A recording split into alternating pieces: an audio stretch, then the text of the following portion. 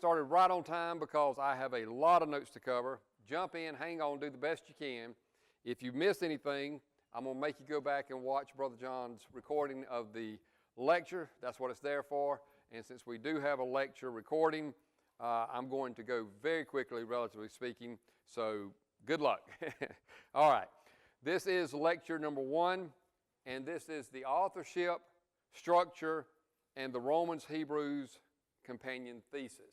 All right, now that's all going to make sense in just a moment.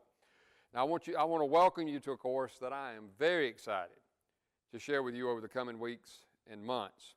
It will be presented in 2 sessions each week. The first session, I'll present the grammatical historical background of a given passage, and in the second session, Brother John's going to approach that very same passage from a practical view, applying the truth of the passage to our lives today. Okay, so this is going to be a tag team, and we're really excited about doing this. I can't think of anything better than this, to be honest with you, to study Hebrews from the text itself and then to see how it applies to our lives today. Now, I'm excited about sharing our thoughts with you because I believe that Hebrews is a vastly misunderstood book that has been read wrongly by much of the church throughout its history. Now, I know I say that a lot of times about the church and things being misunderstood, but in this case, almost everybody would agree with me that Hebrews is just a mess. And you're going to see why in just a minute. If you put 10 people in a room and ask them to tell you what Hebrews is about, you'll get 15 answers. Okay? People don't understand the book of Hebrews very well. It is a very difficult book in a lot of ways to comprehend, to even jump into. And you'll see why as we go along. So today, we want to begin our journey in this remarkable part of Scripture, the Epistle of Hebrews. Now, why do I call Hebrews remarkable? Well, for many reasons, but I want to focus on just 3 at this time. Number 1, it presents Christ in majestic terms. I can't think of any other book. The only one that comes close to it, in my opinion, is the Gospel of John. When you read about Christ in Hebrews, it is remarkable in the terms that it describes Christ. He's the heir of all things. He's the radiance of God. He's the exact imprint of God's nature. And by the way, that's just the first 4 verses. Okay, so Hebrews really hits a home run in talking about Christ Jesus. Second of all, it delivers pastoral warnings. Now notice that. Pastoral warnings that have troubled and instructed Christians for centuries. In our Sunday school class in young adults, we're talking about the book of Romans. And that's going to come into play in just a moment. But I want you to remember, ever who wrote Hebrews is just like Paul when he wrote Romans. These are men writing as pastors to the church. They're not writing a systematic theology textbook. They're not writing a doctrinal treatise. They're writing a letter to a group of people who are saved by the blood of Christ to tell them about right now. What does being saved do for us today and do to us today? Okay? So these are pastors that are writing these letters. All right? And third of all, unlike nearly every other New Testament letter, and I can't think of any other exception. Let me think very quickly. No, this is the only exception. It's anonymous. It's anonymous. Leaving us to ask who wrote it and why. Now, the fact that Hebrews is anonymous causes a problem. Because when we know that Matthew wrote Matthew, what's the first thing you think? If I told you the disciple Matthew wrote the Gospel of Matthew, what can you automatically assume about the Gospel of Matthew? What's the first thing you can assume?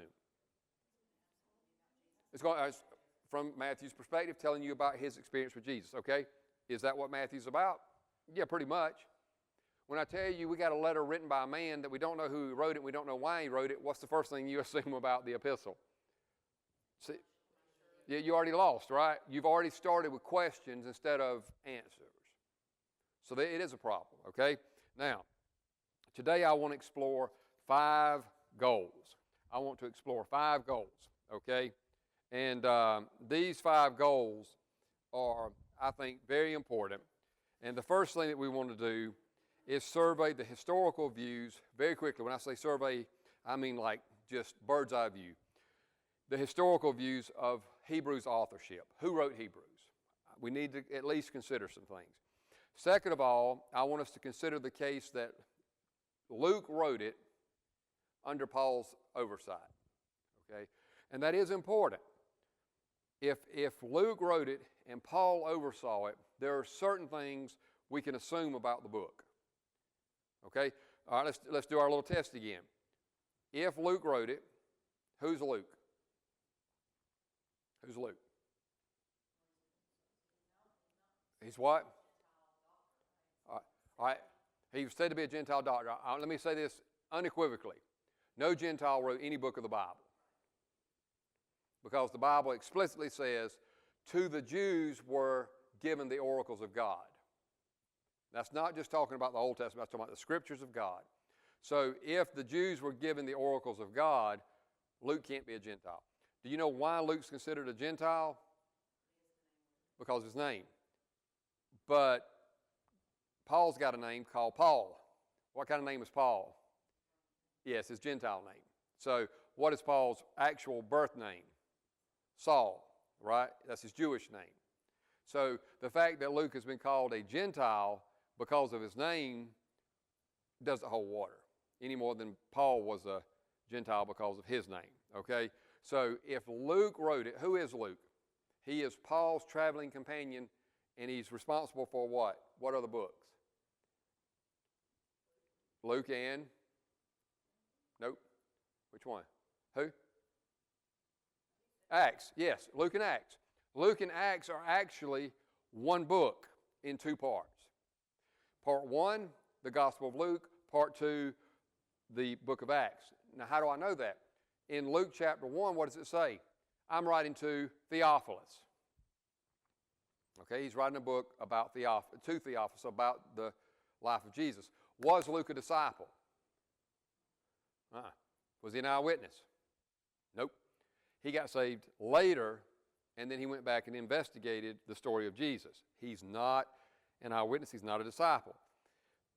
So when we read the Gospel of Luke, we're reading an account from someone who never witnessed any of it. Now, see, that changes your perspective a little bit. But in Acts chapter 1, how does it start? O most excellent Theophilus, I'm going to tell you what happened to the church after Jesus was resurrected and ascended into heaven. Part 2, Luke Acts, and oftentimes in seminary you'll see it written like this. When we study this, you'll see Luke-Acts. Now, the reason we don't do this in the Protestant church very much is why? There's something between Luke and Acts. What is it? John. So we disconnect Luke and Acts from one another. It's really one story. And if you want to read it the way it was written, you would go from Luke immediately into Acts and just skip over John. You wouldn't go Luke, John, Acts to understand what Luke's trying to accomplish. Luke, Acts goes together, volume 1, volume 2. Got it? Okay. Now, if Luke wrote Hebrews under Paul's oversight, we can make certain assumptions. We can make certain expectations and say, let's see if this happens, okay? So what would we have? We'd have somebody writing the letter that wasn't an eyewitness of Jesus' life, but was an eyewitness of Paul's ministry, and he's been with Paul, he's heard Paul preach, and there's a lot of people think Paul wrote the letter. Paul, 100% for sure, did not write the letter, okay? Me and Cleburne, we're both Christians, right? We both believe the Bible. If Cleburne writes a letter and I write a letter, what are the chances of them being mistaken for each other? Even if we're talking about the exact same thing. Quit smirking, Alyssa. No, in all seriousness, what are the chances?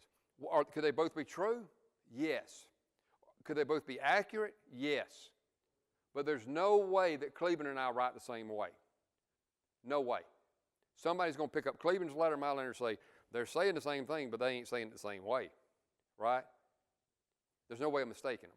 When you read the Greek of Hebrews, you cannot make that, you cannot reconcile that with the Greek of Romans and 1st and 2nd, all these other, you can't do it. It doesn't match up. It's definitely two different people, okay? So, but people say it's written by Paul. Why? Because it sounds like Paul. The ideas in it, the theology in it, it's 100% affected by Paul's message, and people have noticed that for centuries. So, if Luke wrote it, and he's under Paul's oversight, now what can we do?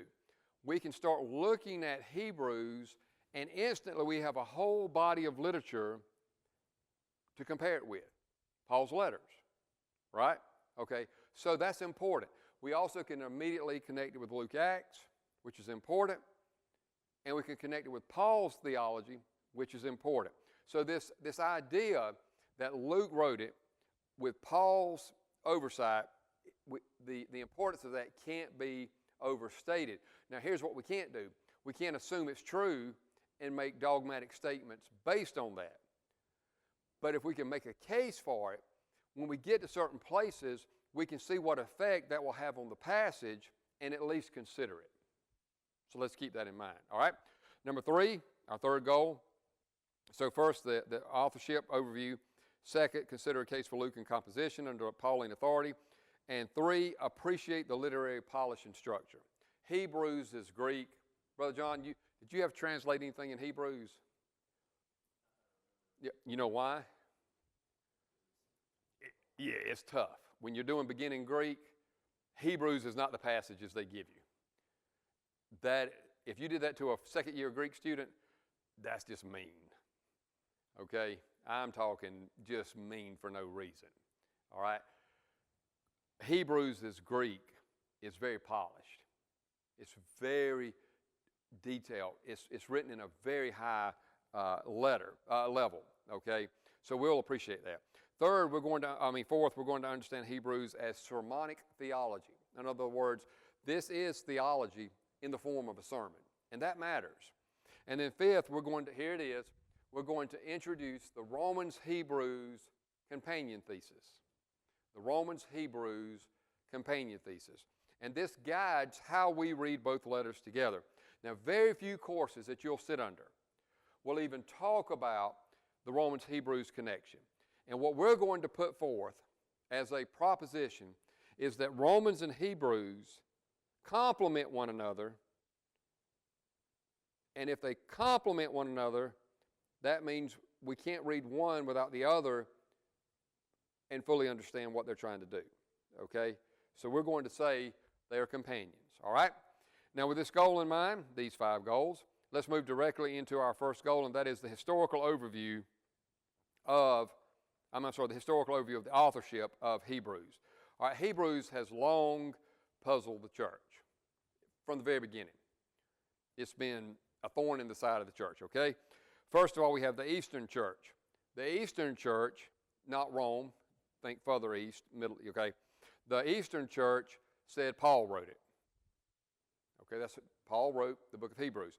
Early leaders like Clement of Alexandria recognized the Pauline theology in Hebrews, and Origen, who's Eastern church father, said, who wrote the epistle? Truly God knows. In other words, hey, I don't have an idea, but God knows, and that's good enough. And even though he said we can't know who wrote it, he did say the thought was Pauline, even if the style was unusual. So he recognized, he says, I don't know who wrote it, it's a mystery, but whoever it is affected by Paul. Okay, so we do know that. In the Western church, think Rome, there's hesitation. Western church fathers like Tertullian and Jerome suggested Barnabas, Apollos, or Luke. There's several others as well, but those come up. And the concern is the style differs greatly from Paul's letters. The Greek is more polished, that's an understatement, rhetorical, and literary than Paul's usual letters. Okay, so this is high-level literature. All right, now what about modern scholars? The candidates for modern scholars are Barnabas, Apollos, Luke, Clement of Rome, and Priscilla. They threw Priscilla in there. What's interesting about Priscilla? She. Yeah, she's a she. Yeah, she's a she. It's a woman. So they actually have a woman writing a book of the Bible. Modern scholars, okay? So, the challenge is this. The theology is very Pauline. The style is definitely not Pauline. So we have somebody that thinks like Paul, but somebody that doesn't write like Paul, okay? All right. This leads naturally to a solution. Here's my solution that I offer after very careful study. That is, the theology is Paul, and the style is Lucan, and Luke is the composer. Paul is the ultimate source. Okay? So I'm going to propose that. Luke is the composer. Paul is the source. Now, that being said, there are some differences in the theology from like Romans and 1st and 2nd Corinthians and Hebrews. Not contradictory, just some little shifts. But I think that can be explained. Let's do this very quickly, and then I'll get back to this in just a moment.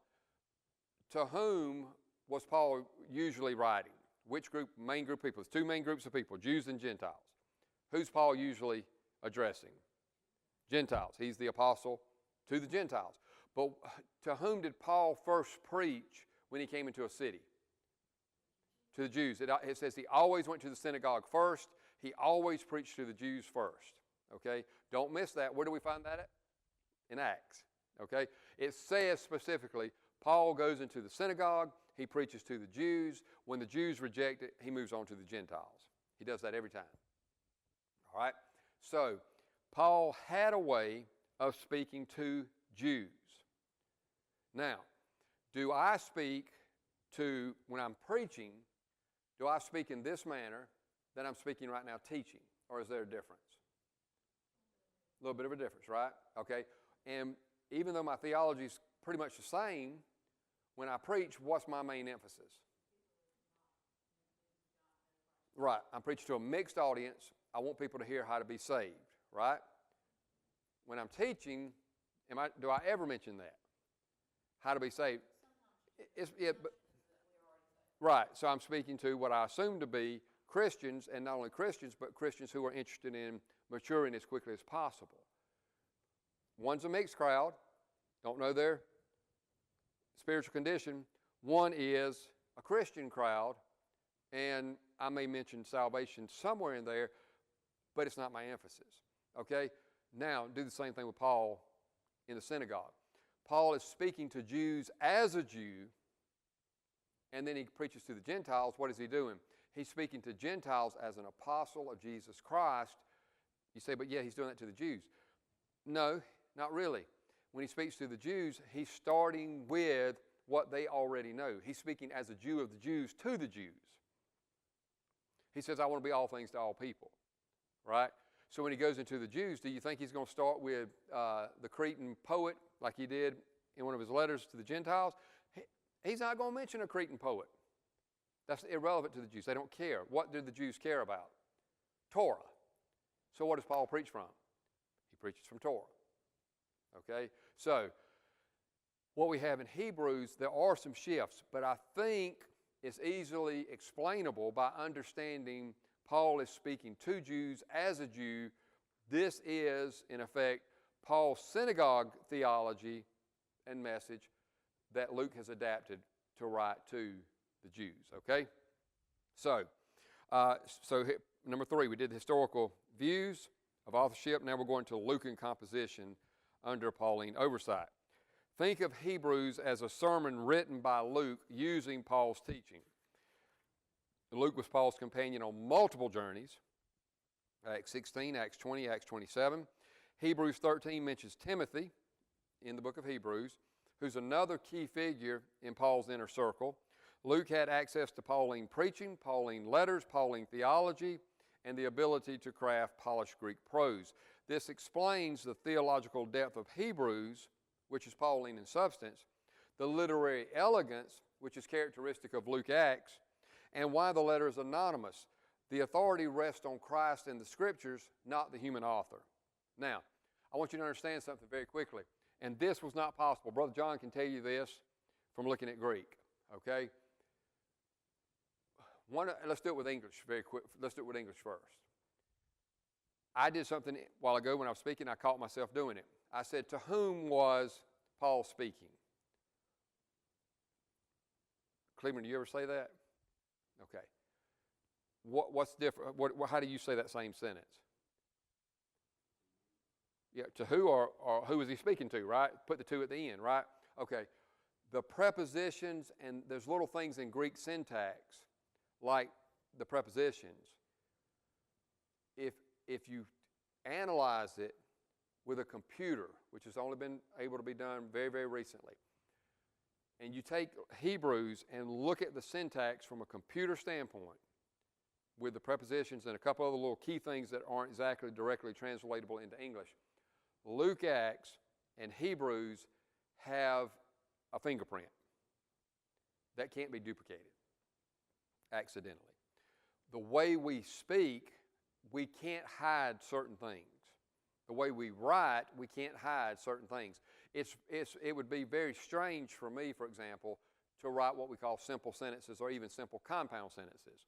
Like, I went to town and I bought some bread and I returned home. That's not me. I write sentences like, while I was in town, comma, I bought some bread, comma, which was on sale, comma, and then I returned home.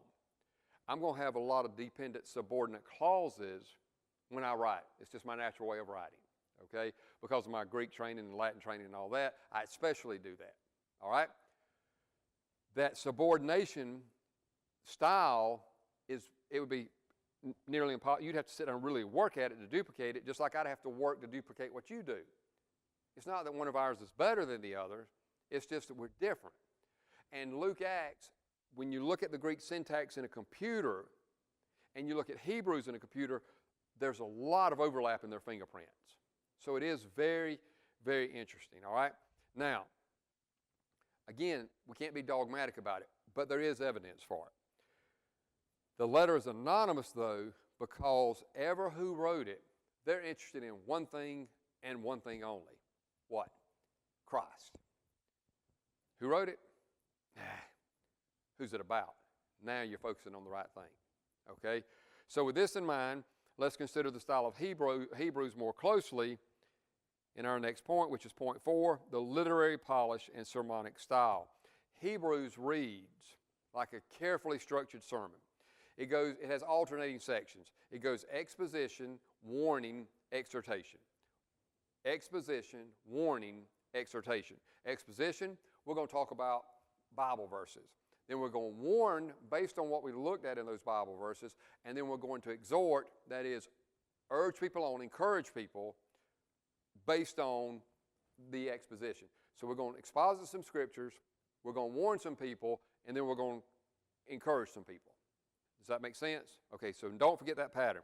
Example, Hebrews 2 explains Christ's solidarity with humanity, then immediately warns believers not to drift in chapter 2, verses 1 through 4. Old Testament quotations are frequent. They're introduced rhetorically, like God says, He testifies, things like that. And the overall effect is pastoral and persuasive. The author is not just informing the mind, but stirring the heart to obedience. He's a pastor. When Brother John preaches, I guarantee he's supposed to agree with me. Brother John, when you preach, are you trying to inform people, and that's the end of your sermon? What are you trying to do? Yeah. And get them to do something, right? Persuade them to do something, right? Okay. How many things are you trying to persuade usually when you go into a sermon?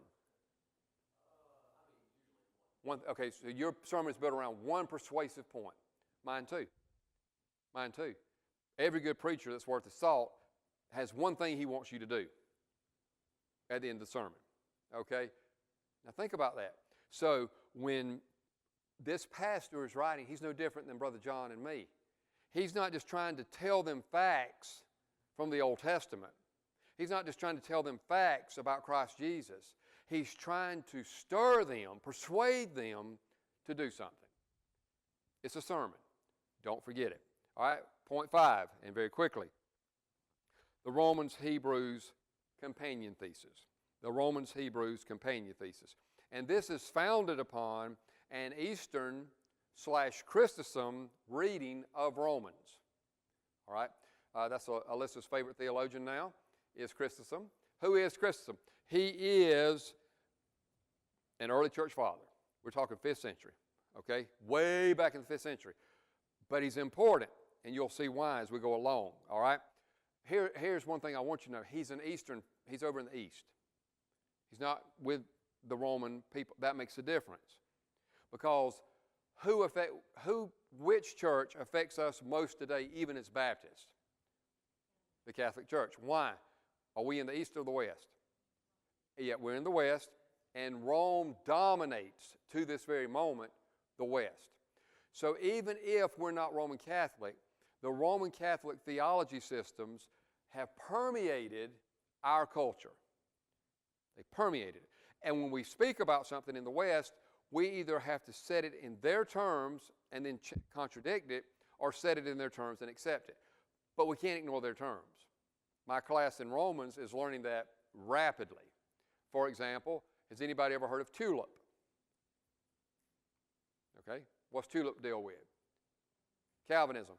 Where did Calvin get his ideas? Okay, Augustine. Tell me, when was Augustine? What year? In the 400s, 5th century. Yeah, so he's in the same as Chrysostom, but he's in the West, and he's tied up with this tulip thing. Why? Yeah, because he's answering a heresy from Pelagius about the nature of salvation, the necessity of grace. So here is Augustine. He's faced with this existential crisis on salvation. He responds with things that later become developed by Calvin into tulip. Okay? So, what I want you to understand is Chrysostom never was involved with that heresy. He wasn't interested in that. So when he read Romans, in particular, we're talking about Romans for just a second, when he read Romans, he wanted to know how to apply it to the Christian life today. It was about relationships with him, okay? So it was about relationships. That's what he was interested in, all right? So now, I want you to understand, this is founded upon the Eastern/Chrysostom reading of Romans, this Romans-Hebrews companion thesis, okay? So number one, in this thesis, Romans, I'm going to do this. I'm going to cheat. Catherine, I'm going to pick you. You're the typical Christian with response to this, okay? So you'll be an excellent example. You can't be wrong, all right? If you had to tell me what Romans was about, what would you say it was about?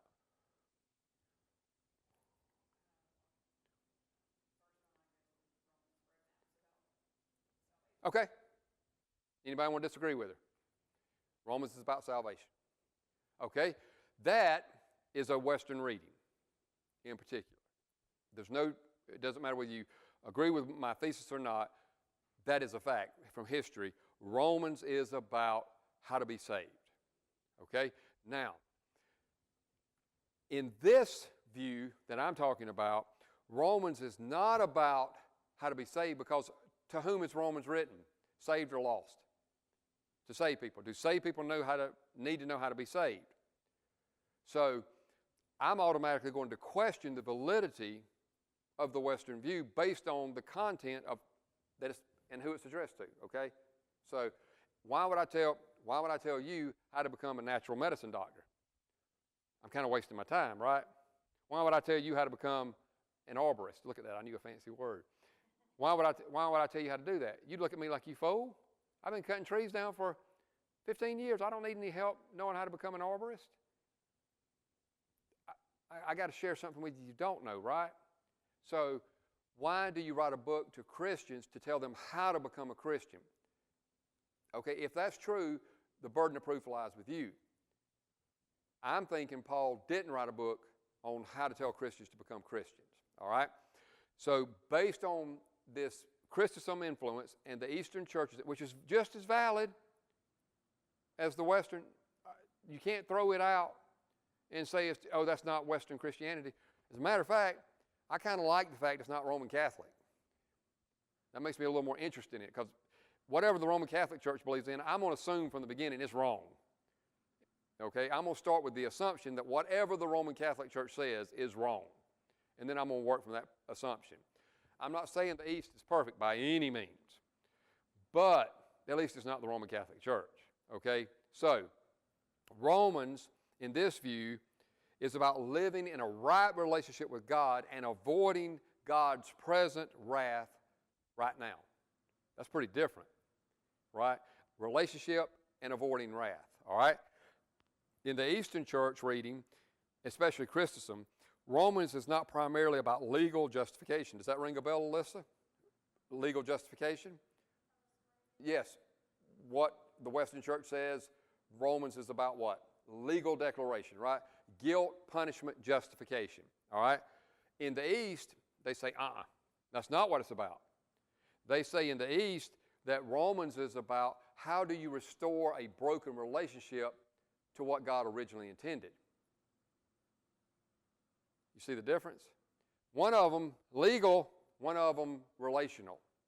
Now, I used Ian as an example this morning. I'll use this example again very quickly. Suppose Ian kills somebody and shoots them, and he goes to court, and the court says he is innocent. That's good, right? But suppose the person he killed is a dad and he has children. Does the fact the court declares him innocent help him at all with his relationship with the children of the man he killed? You think they're going to say, well, the court said he's innocent. Let's just hug and sing Kumbaya. No. All right. On the other hand, if Ian kills a man and he says, I'm not worried about what the court says. I know I did it in self-defense. But I know he's a dad. I'm not worried about the court. I'm worried about those kids. And he focuses on the relationship with the kids. If he's declared innocent by the court, that's great. But he's worried about the relationship. You see the difference? Okay. So what the East did, they said, yes, you have to be declared righteous in order to fellowship with God. He's holy, he's perfect, he's righteous. You have to be declared righteous. But that's not the end of the story. That's not the emphasis. The emphasis is, how do we get back to where we were with God before sin broke the relationship? Now, you have to get justified, but that's an end. That's a means to an end. Okay? So you see the very different reading from the East and the West. In the West, if all you're worried about is being declared innocent, once you're declared innocent, what do naturally? What's the next step? Exactly. But if you're worried about relationship and you're declared innocent, what's the next step? Something, and that something is, how do I make my relationship better? Okay, given those two options, I'll take the Eastern view of Christianity every time. The West, do y'all agree the West is sick in its Christianity, that we get a lot of people saved and then nothing else happens? That's the complaint of once saved, always saved, right? People say you can't teach the Baptist doctrine of once saved, always saved because people won't do anything else. Why? They've been declared righteous. They've been justified. They're going to heaven. They're out of hell. Why bother? But in the East, what they focus on is transformation and relationship. Okay, so you've been declared righteous. Now what? How do you make your relationship with God better? Does that make sense? Give me the Eastern version, okay? All right, now very quickly. Romans 1, 16 through 18. All right? Romans 1, 16 through 18 is the thesis. Now that's huge. If you're taking notes, if you're listening to this later, Romans 1, 16 through 18 is the thesis. Why is that shocking? Does anybody know why? If you know anything about Romans, that should just shock the pants off of you. What is the usual thesis of Romans given as? Does anybody know? 1, 16 and 17. I added 18. Now go to 1, 16, 17, and 18. All right, somebody get to 1, 16, 17, and 18. And you're going to see this very carefully. And then I got to pick up the pace. All right. Cheryl, you got 1, 16, 17, and 18? All right, read 1, 16 and 1, 17 only.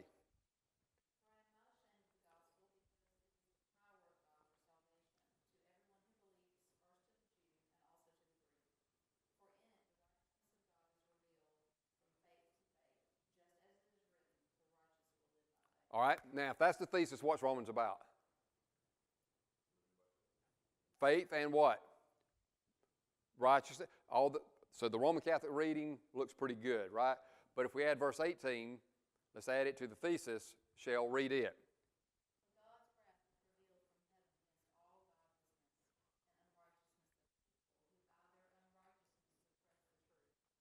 All right. Now, notice something. If you look in the Greek and even in the English, y'all notice that little word for? That's what starts verse 18. What starts verse 17? What starts verse 16? Okay. Verse 18 grammatically fits with the thesis. It's part of it. So he says, hey, I'm not ashamed of the gospel, first power of God and salvation, but I'm not ashamed of the gospel for what? It helps you get out of God's wrath that's being revealed right now from heaven. He didn't say will be revealed, did he? He said is being revealed. You see that in verse 18? For the wrath of God is revealed, present tense, right now from heaven. Uh-oh, the shift just occurred in what Romans is about.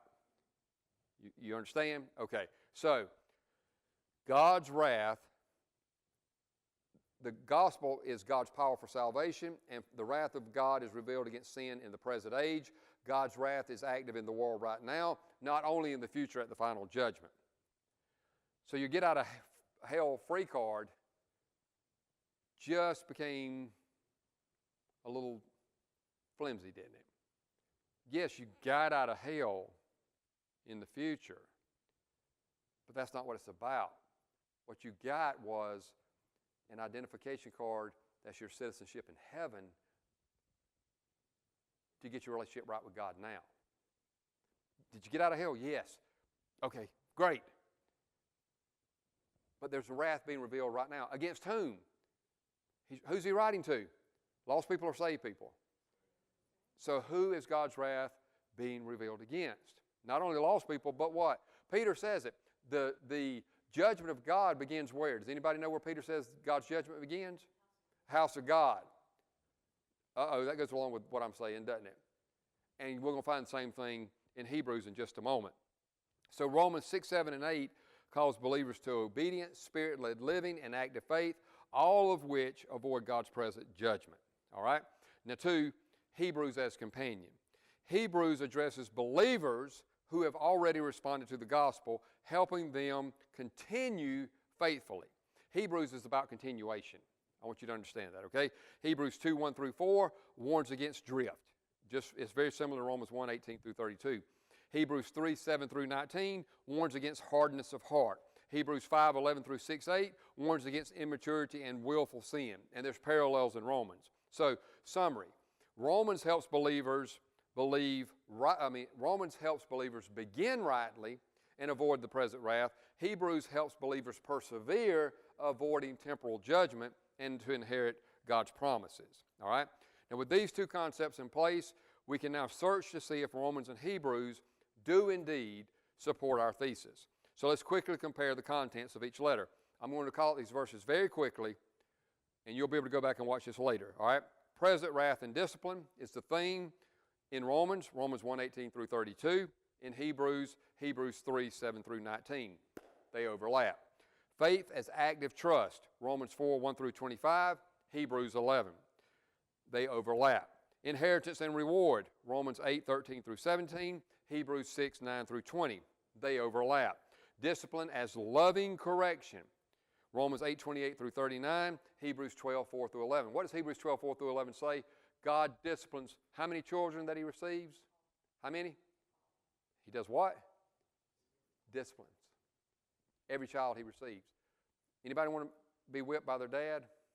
That's something hey Dad, how can I get a whipping? Or is the question, hey Dad, how can I avoid a whipping? If God disciplines every child, the question is, how do we avoid that discipline? Okay? So Romans and Hebrews overlap. And finally, Christ-centered obedience, Romans 6, 1 through 14, and Hebrews 1 through 10. Now we can see it's at least worth investigating our thesis further because the two letters do have an inordinate amount of overlap in their topical contents.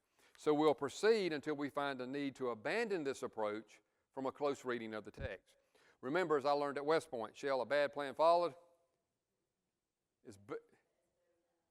that's right. A bad plan followed is better than a good plan abandoned. Why? Somebody tell me why that's true. Yeah, at least it's a plan, right? It don't matter if it's the world's greatest plan. If you abandon it, you ain't got a plan. If it's a bad plan, at least it's a plan and you can follow it, and then you can evaluate whether it's working or not and know if you need to adjust, okay? All right, very quickly, implications for our course. Hebrews is pastoral, not abstract. Both letters, Romans and Hebrews, teach believers to avoid drifting, to live faithfully, and to respond to God's present discipline. Our course, which, by the way, I got this from Brother John, his thesis, if I had to sum up this is what led me to the course, by the way.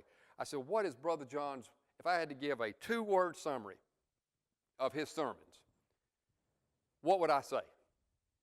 And 2 words immediately came to mind: don't drift. That's the summary of almost every one of his sermons. Don't drift. What does he always say? People tend to what? Drift away from sin, not drift toward holiness, right? So don't drift. Our course, Don't Drift, will explore practical application of these truths week by week as we dive deeply into the text itself. And our motto for this course is going to be text before tradition. I don't care whether the East is right or the West is right or Pluto's right. It doesn't matter. What I care is, what does the text say? We'll take that text and then we'll explore the traditions. We're going to start with the text and then come out of that with our theology, okay? So, what's our takeaway? If Romans teaches how to start faithfully and avoid wrath, Hebrews teaches how to continue faithfully and inherit the promises. All right, so here's my closing. As we conclude this first lecture, let's gather the threads of what we've seen. We begin by asking a simple but important question: who wrote Hebrews? Throughout church history, the answer has been, we don't know. The early church recognized the theology of the letter was profoundly affected by Paul, yet the literary style differed immensely from Paul's other epistles. This tension led many interpreters, ancient and modern, to suggest the epistle may represent Paul's theology expressed through another writer's literary hand. We consider the possibility Luke is that literary hand, and he composed the letter under Paul's direction, explaining the Pauline theological depth and the elegant Greek rhetoric that characterizes the book. Now, whether somebody accepts fully this conclusion or not, it helps us to understand why Hebrews reads less like a typical letter and more like a carefully crafted sermon, a sermon designed to strengthen believers who were facing spiritual drift. From there, we examine the structure of Hebrews, and over again, the author moves through a rhythm: exposition of Christ's greatness, warning against drifting, and exhortation to faithful endurance. This rhythm tells us something very important about the purpose of the book. Hebrews is not written primarily to unbelievers. It's written to Christians who are in danger of losing focus, losing maturity, and ultimately losing their spiritual momentum. Then we arrived at an interpretive framework that will guide our entire course, the Romans-Hebrews companion thesis. Rather than reading the Epistle of Romans primarily as a legal treatise about justification, like the West often does, we explored an older reading found in many Eastern interpreters like John Chrysostom. In this reading, Romans is deeply concerned with how believers live in a right relationship with God in this present life. Romans announces the gospel as the power of God for salvation, but in the very same breath, it reminds us that the wrath of God is presently revealed against sin. In other words, Romans is not about how a person becomes a Christian. It's also about how a Christian lives wisely before God and avoids the destructive consequences of sin. When we read Romans this way, something remarkable happens. Hebrews suddenly feels like its natural companion, okay? The Epistle of Hebrews takes the believer one step further. If Romans helps us understand how the gospel restores our relationship with God, Hebrews teaches us how to remain faithful within that relationship. How long y'all two been married? 22 years. How long we been married? Watch this. This is going to work out. So we got very similar time spans. When you first got married, did you know how to be married, Cleburne? I mean, you thought you did, right? But now look at where you are now, and look back 22 years ago. Were you even close? Okay, were you even close? Shell, were we, either one of us even close? Okay, but we were married, right? What changed? We persevered and we learned some things, and now looking back, we realized, hey, we were pretty dumb, right? Okay, same thing with Hebrews. Hebrews teaches us we're married, but how do we remain faithful within that relationship? Hebrews warns us not to drift, not to harden our hearts, and not to neglect the greatness of the salvation we've already received. It teaches that God does not abandon his children, but neither does he ignore their choices, something that's missing in Western Christianity. He lovingly disciplines, corrects, and trains them so they can share in his holiness and inherit his promises. So the guiding idea for this entire course will be simple but profound. Romans tells us how the gospel restores our relationship with God. Hebrews shows us how to protect that relationship from spiritual drift. And that brings us directly to the theme of our second lecture that Brother John's about to give, because once we begin to read Hebrews carefully, we encounter a series of very sobering warnings. The author speaks about missing God's rest, falling into unbelief, experiencing divine discipline, and even suffering severe consequences for persistence in disobedience. These passages raise questions that many Christians struggle to answer clearly. If believers are secure in Christ, why do they still experience God's discipline?